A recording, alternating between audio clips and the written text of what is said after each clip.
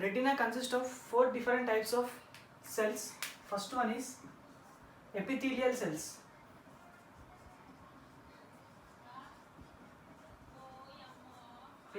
It consists of epithelium, and secondly it consists of photoreceptor cells. Consists of photoreceptors, and third one it consists of neuronal cells. It are neurons, and fourth one it consists of ganglions.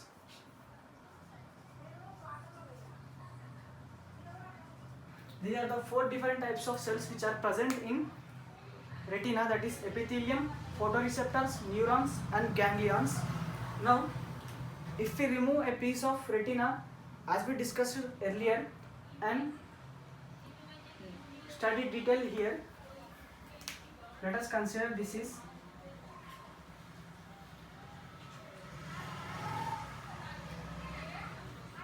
the outermost layer, that is sclera. This sclera is the outermost layer, and the next layer which is present inner side of this sclera is cornea, and cornea inside of this cornea it consists of, let us consider this is the cornea,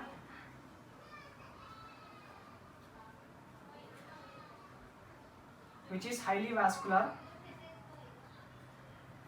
and next to this cornea a special layer, that is pigmented layer of retina is present.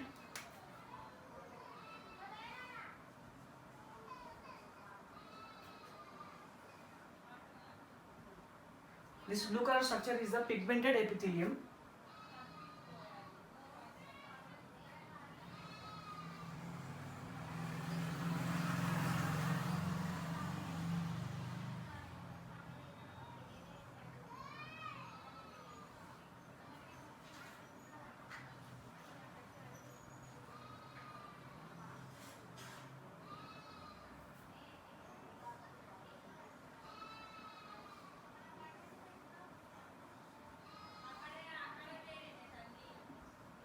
These blue color structures are the pigmented epitheliums, in which it consists of nucleus,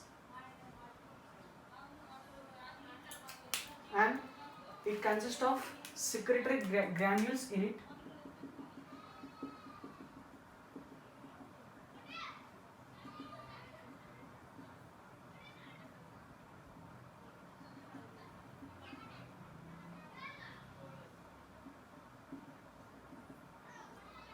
Consists of secretory granules in it, and these pigmented epithelium are interlinked together with tight junctions.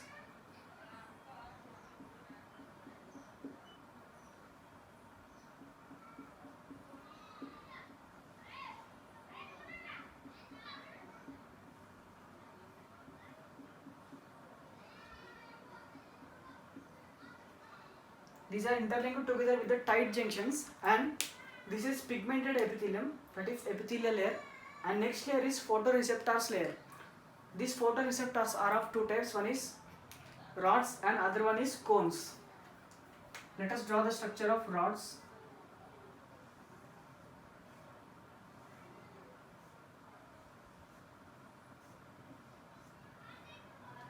This is a structure of rod in which it consists of two subunits. This is head and this is body, and this is a nucleus, and this is processor, or this processes of rods. This is a structure of rod, and this is a structure of cone.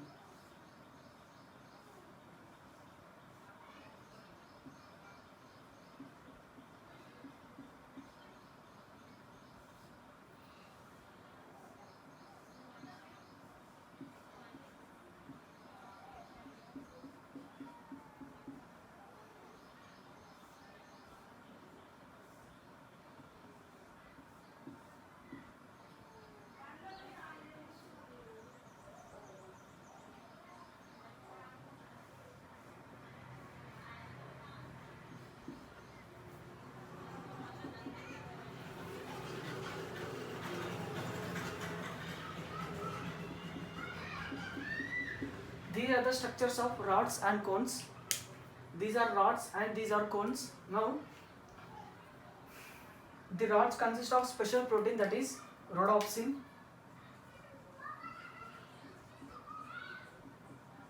and these cones consist of special protein that is called iodopsin. This rhodopsin is activated during the dim light, that is photopic vision, and iodopsin is activated in bright light, that is protopic vision. This is photopic and this is photopic vision, and there is a special feature of this arteries and veins. Special feature of this rods and cones is these multiple rods can bind to the one bipolar layer, whereas this only single cone can bind to the single bipolar layer. This is about photoreceptor layer. Next layer is neuronal layer. These neurons will be bipolar in nature.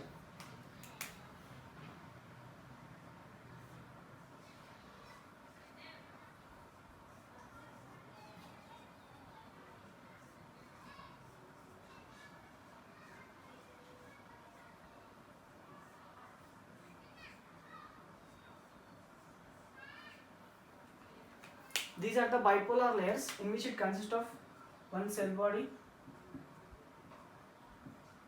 and two dendrites. More than one rod can bind to the bipolar layer, but only single cone can bind to the one bipolar layer. This is about bipolar layer, and next layer is ganglionic layer.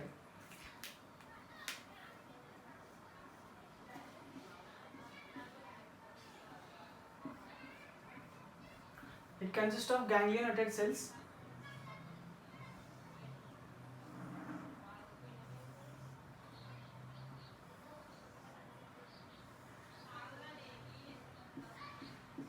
And these are responsible for the lighting effect of retina. And this is the pathway or structure of retina from anterior side to the posterior side, or from external side to the internal side. It consists of outermost layer, that is sclera, and next layer is cornea, and the pigmented epithelium, and rods and cones, and bipolar layer, and ganglionated layer. This is about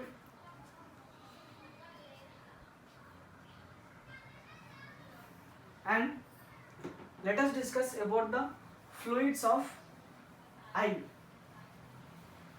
That is, it consists of two layers, or one is aqueous chamber and other one is vitreous chamber. One is aqueous chamber and other one is vitreous chamber. Let us consider the structure of eye.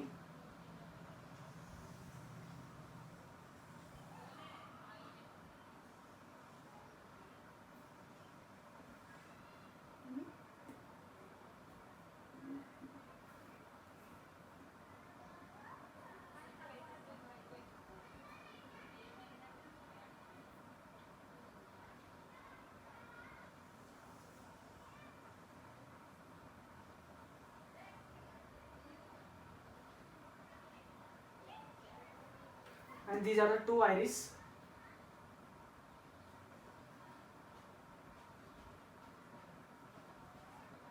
This is a ciliary body, and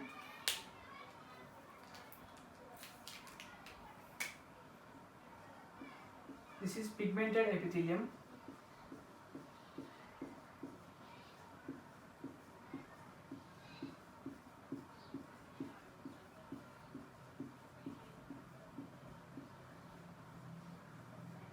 This is a pigmented epithelium, and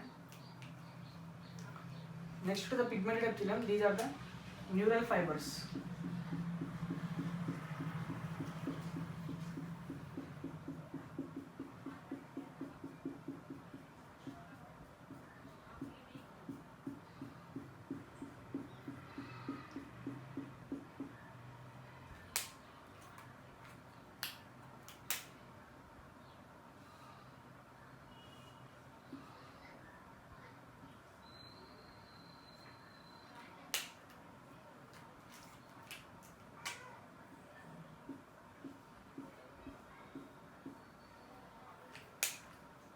this is cornea, and this is sclera, and this is outermost layer, that is choroid, which is highly vascular.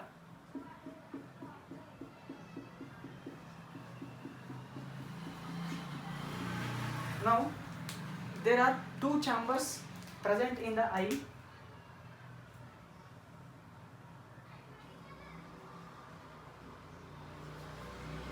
This chamber is called vitreous chamber.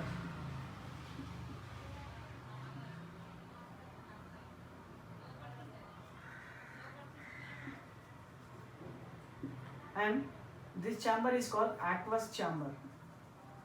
This is vitreous chamber and this is aqueous chamber. Now, how this aqueous chamber is formed means, let us consider the detailed structure of ciliary body here.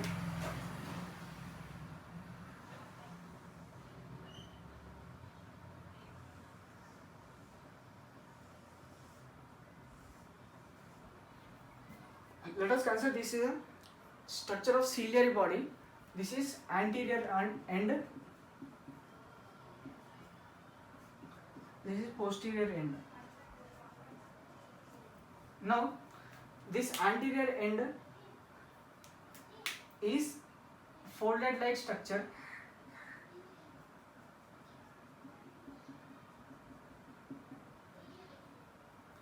And the posterior end of this ciliary body is flat in nature. Now, this anterior end of this ciliary body consists of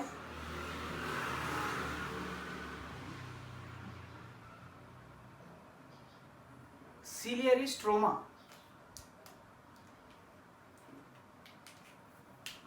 Let us consider this is the ciliary stroma.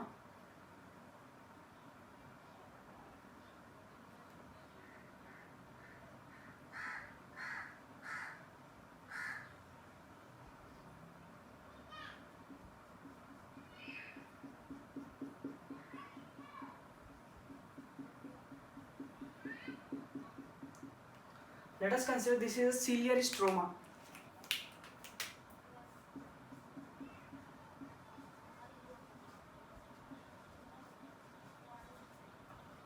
And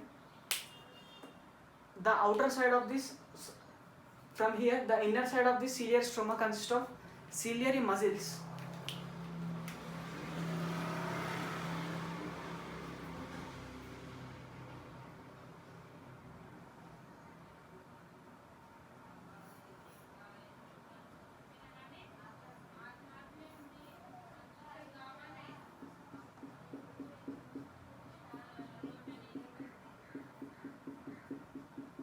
This is ciliary stroma and this is ciliary muscle.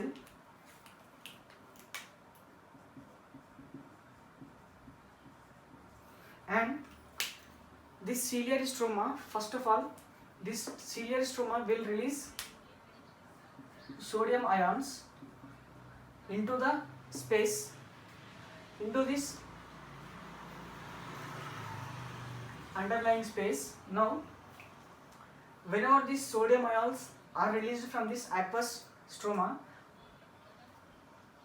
these sodium channels will again activate this ciliary stroma. Now, next to these sodium ions, this ciliary stroma will release chloride ions and bicarbonate ions.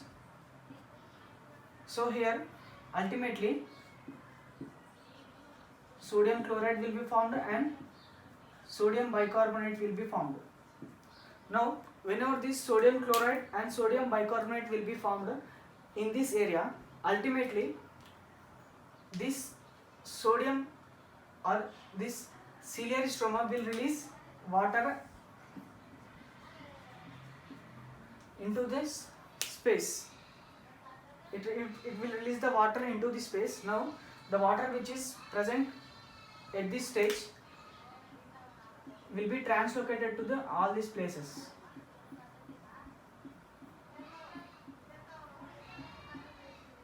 And here it consists of special protein, that is lysozyme, which is antibacterial function and kills the microbes which are entering into the eye. This is about the formation of liquids in aqueous and vitreous chamber. This is about detailed study of